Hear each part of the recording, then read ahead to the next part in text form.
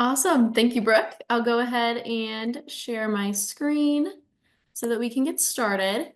All right, so we are taking a look here at my Alertus console. I just logged in with my admin account. And the first step is we want to make sure that we do have ThreatWatcher enabled on our system so that we are able to receive all of those weather events coming into this Alertus system here.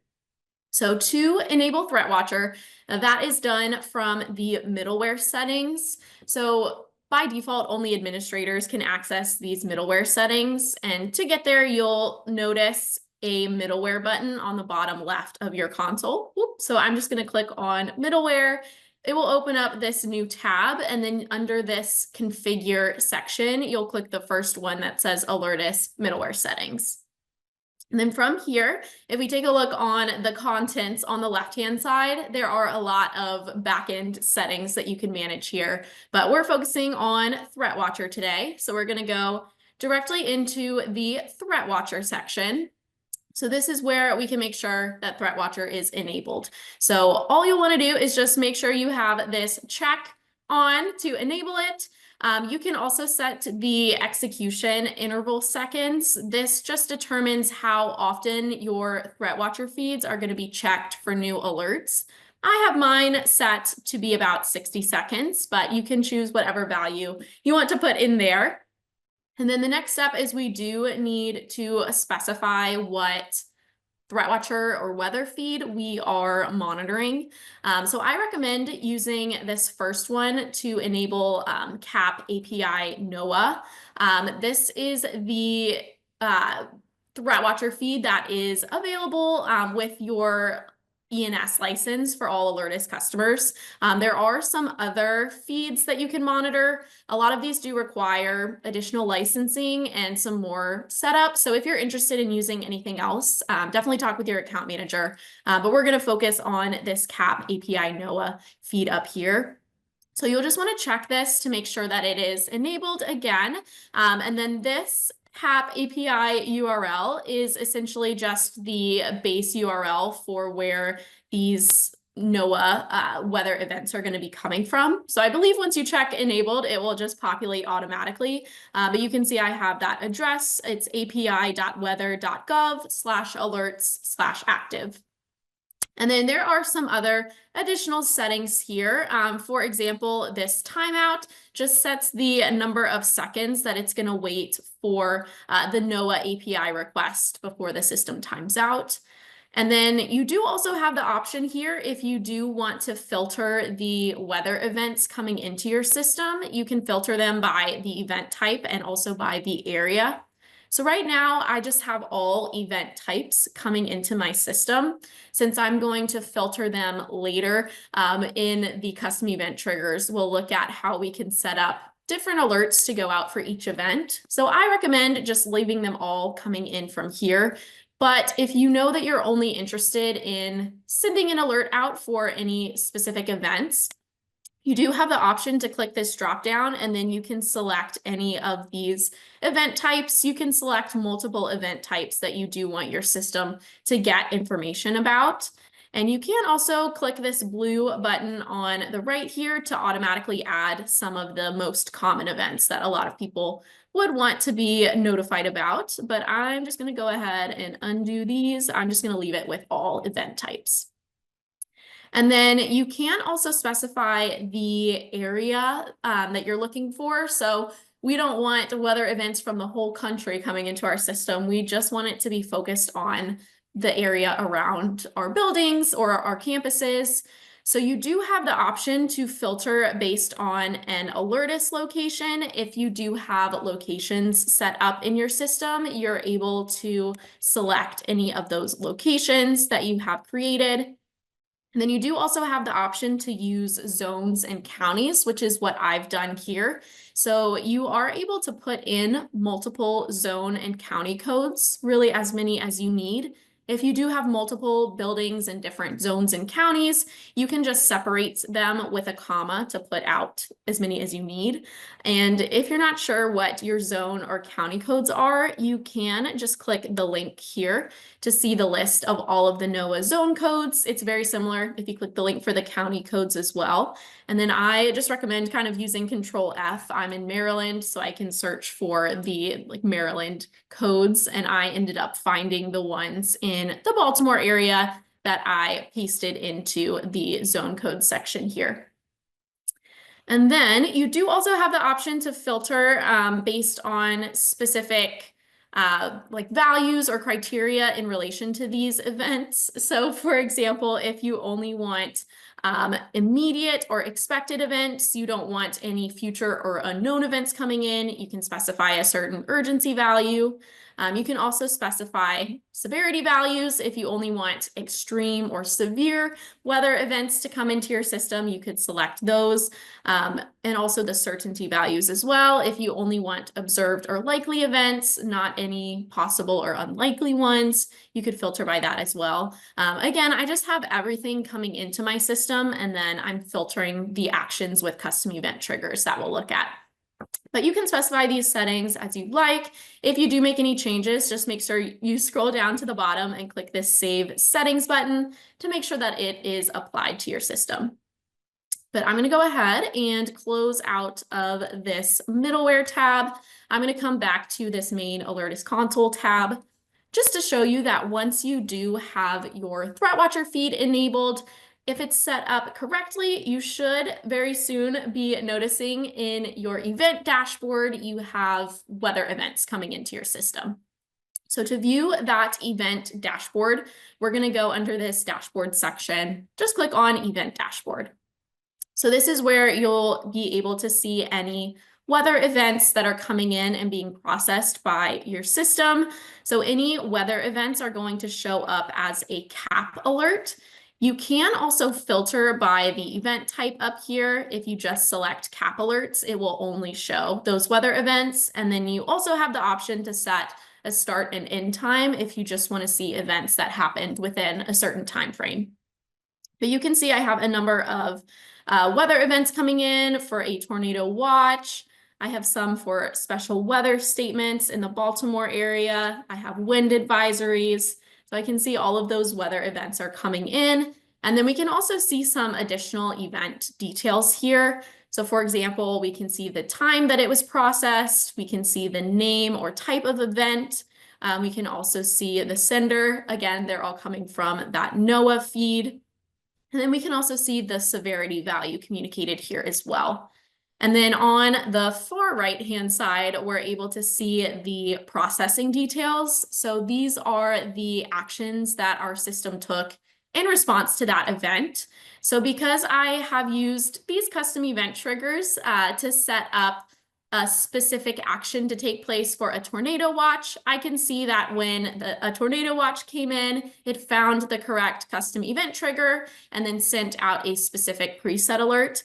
I can click the link here if I want to be taken directly to the device activations for that alert that we sent.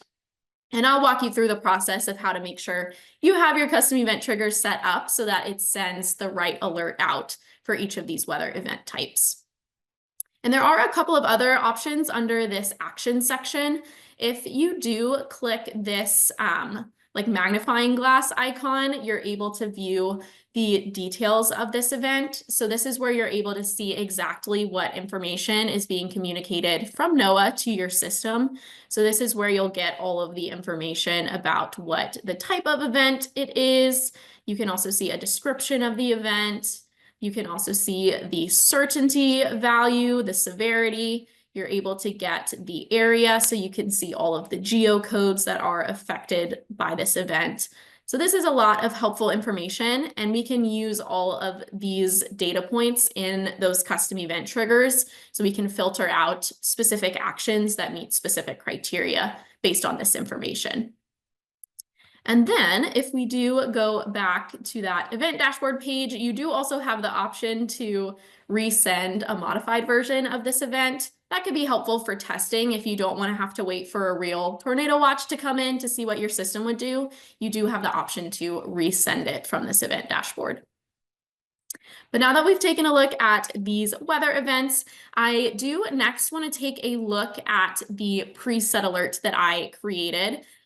For this webinar today, we're just going to use a tornado watch as an example, but you can follow the same process if you do want to create separate alerts or separate custom event triggers. You can create separate events and separate actions for each type of weather event that comes in. But we're just using Tornado Watch as an example. So I do want to take a quick look at that preset alert that I created to go out whenever I do receive a tornado watch. So to take a look at that, I'm going under this configure system section, and I'm going to come in to preset alerts.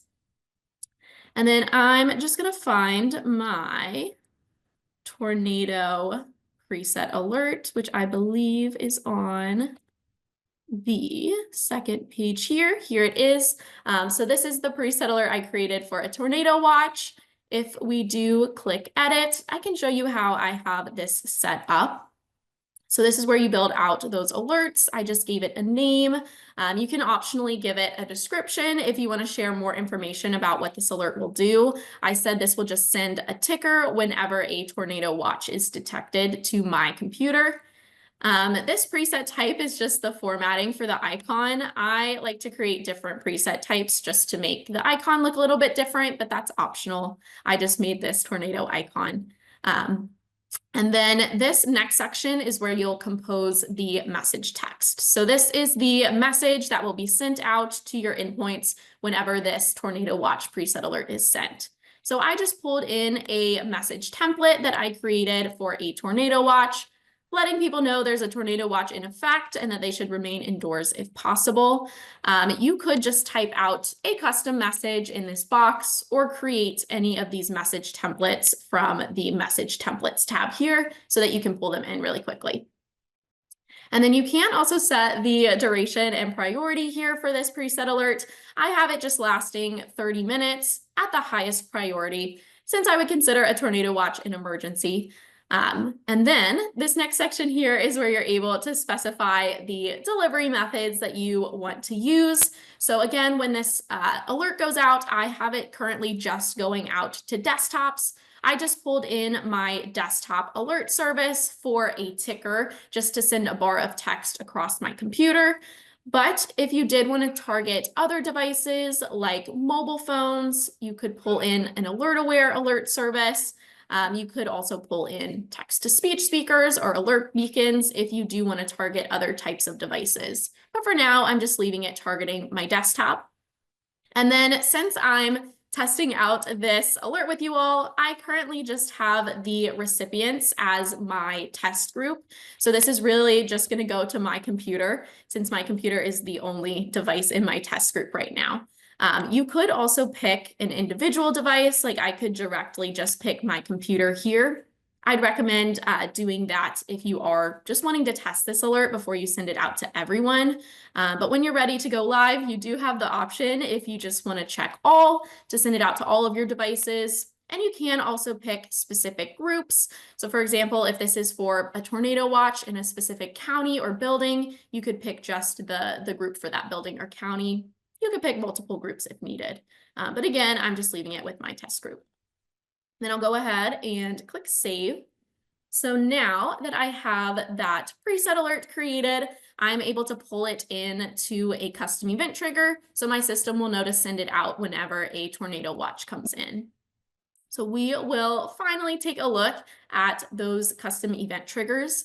We'll access it again under this configure system section. We'll click into custom event triggers. Essentially, these custom event triggers are a way that you can tell your system if a particular event comes in, you want it to take specific actions. So I created this custom event trigger for any of those tornado watches coming in. You can click add custom event trigger to create a new one. For today, we'll just take a look at what I have set up here. So I kept this very simple. I just gave it a name and a description to let me know it's going to send out that desktop ticker alert when a tornado watch comes in. This enabled toggle just means that this custom event trigger is turned on. So if the tornado watch or the event comes in, it will actually take those actions. If you ever want to not send an alert out, you can always just disable the custom event trigger if you don't want it to be active, but we'll leave it on. And also this stop processing toggle just determines if an event that matches our criteria here comes in and an alert is sent out. If stop processing is turned on, your system will stop there. It won't look to send anything else out for that event. I recommend most people leave stop processing on unless you're creating some pretty complex system logic and you want multiple events or multiple alerts for one event. But I just want to send this one ticker alert, so I'm going to leave stop processing on. And then this next section here is where we specify what event we're looking for. So for ThreatWatcher, your event source is going to be cap alerts. This will narrow it down to just those weather events. And then you're able to further specify criteria to specify which event you're looking for. So again, since this was an example for a tornado watch, I just set up a criteria so that if the event equals tornado watch, then it will take those actions. So this is a very simple way to do it. But you do also have the option to add additional criteria if you do want to be more specific. For example, if I do have like multiple locations and I only want this specific custom event trigger to activate if a specific location is being affected, I am able to pull in the geocode value as one of the options here. This geocode value, I can say I want it to equal one of those specific zone codes. So for example, the Maryland zone code that I included was this MDZ006. This should just match what we saw in the middleware settings for those zone codes. And if you have multiple geocode values, you're able to pull multiple in here. For example, I could also put in that other geocode value for the Baltimore area. And then I could also pull in a criteria that is based on an Alertus location. So if you have locations created in your system from this locations tab, you are also able to pull in a location here as a parameter in Alertus location. You can have it contain any of these locations that you have set up. And then you do also have the option if you want to filter here based on the severity or the certainty. For example, I could say that I only want this to be sent out if the severity is one of extreme or severe. Maybe I don't want it to send out if it's just moderate or minor. And then you can similarly set something up for the certainty value if you only want observed things or certain things. You don't have to send it out for like an unknown or like a low certainty value. So we have a lot of options for criteria. By default, it will assume that you want all of the criteria to be true in order for the action to take place. But if you do click on the advanced settings here, you're able to pull in some specific logic for these criteria. So let's say, for example, I want the event to have to equal a tornado watch, but I'm okay with it being either of these locations. It doesn't have to be both of them. Instead of saying 1, 2, and 3, I could put in parentheses here. I could say it has to be 1, it can be 2 or 3. It could be either of those locations. And then maybe, and I do want it to be the severity value. Maybe I'll include an or for that Alertus location as well, since these are all my location criterias. So you can create separate custom event triggers for each location if you want to send separate alerts to each location. But essentially, once you have that criteria set up, you know what event you're looking for. The final step is just specifying the actions that you want to take place. So here's where I have it set up to just send out a preset alert. I have it sending out that tornado watch preset alert that we took a look at. You could also add multiple actions if you'd like, and I can scroll through some of your options for actions here, but you have the option to, for example, send an email. You could also just have it ignore certain events. So you do have a lot of options here. But once you have that custom event trigger set up, you'll go ahead and save it. So it will show up on your system. So now whenever an event that matches those criteria comes in, it will take whatever actions you've specified there.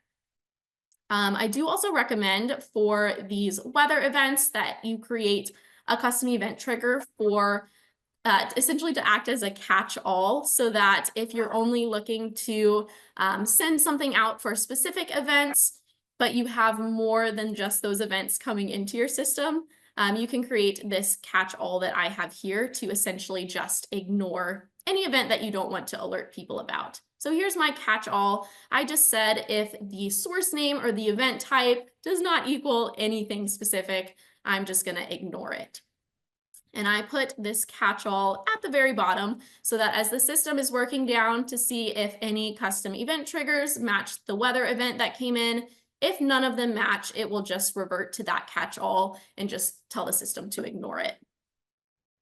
So that's how we have those custom event triggers set up. I do just want to show you a quick option for testing these custom event triggers. So right now I have this set up to only go to my own test group. So I know it's not going to alert everybody, but I don't want to have to wait for a real tornado watch to come in to see what would happen. So that's where you are able to go back to the dashboard, click into the event dashboard, and we are able to resend a modified version of an existing tornado watch event if we would like. If you don't have one in here that you want to resend, you do also have the option to just create an ad hoc event from scratch. I'm going to choose this option. And then for my event type, again, we're going to pick a cap alert to send a weather event. For our example, again, we are going to be taking a look at that tornado watch. And then you do have the option here, if you look at this event XML, you can update any of these values. So for example, if you set up your custom event trigger to target specific locations, you just want to make sure that you come in here and check the location values. Right now, this is sending out to North Carolina, but I might want to make sure that it's targeting Maryland if I had that in my custom event trigger. But right now, my custom event trigger is just saying that any tornado watch will send this alert out. I'm just going to go ahead and click send event. And now we are able to see the response. So I can tell that it matched the custom event trigger that sent out that ticker alert. So here's where I can see I have that desktop ticker sent to my own device that I can see at the bottom of my screen here. I'm just going to go ahead and cancel this early. So that will go ahead and close the alert from my screen. I did also want to show you one more final option for testing those custom event trigger configurations. So if you want to test that you have it set up correctly, but you don't want to actually send out any alerts, you do have the option from this custom event trigger page to enable test mode. So essentially, if test mode is enabled, then whenever one of those events comes in, it will still be processed, but it won't actually take any actions or send out any alerts. So now if I have test mode on and I go back to that event dashboard and I just resend the tornado watch that I just sent out. Now, when we look at the event responses, it will tell me that it did match a custom event trigger I have set up, but it does say that test mode was enabled. So because test mode's enabled, we're not going to see any alert popping up. So that's another option, again, if you want to test things without sending alerts out. Because that event is still being processed from this event dashboard page, you're still able to see the cap alert coming in or the cap event, but it will tell you in the processing details when you do have test mode enabled, so you'll know that no alert was actually sent out. And I do recommend test mode being temporary. So once you're done testing and everything is set up correctly, make sure that you do remember to disable test mode so your system is back to being live and actually sending the alerts out that you do want to send. But I know that we did look at a lot. So that was everything that I had planned to go through today. But we do still have a few moments left if there are any questions about that ThreatWatcher configuration. And then Brooke is also going to share a link to an article in our customer portal that will walk you through this process step by step. So you can use that as a guide as you are setting up your own ThreatWatcher configuration. Awesome. Thanks so much, Sarah. This was definitely a lot of information, like you said, but very, very well done. And we appreciate your time today to take us through all of this.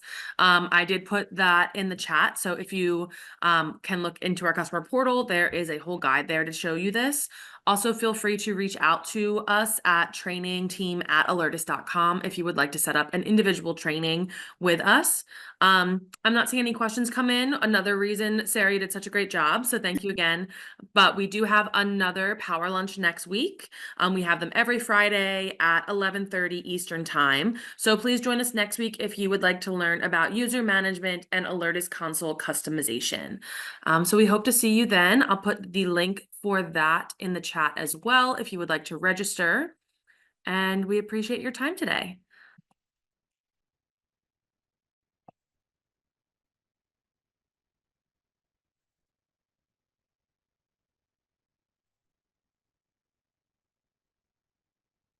All right, there's the Zoom link if you would like to register for the next session, and we'll see you hopefully then. Awesome. Thank you as well, Kevin. I forgot that I muted myself. I was just saying happy Friday. I hope that you all have a great weekend.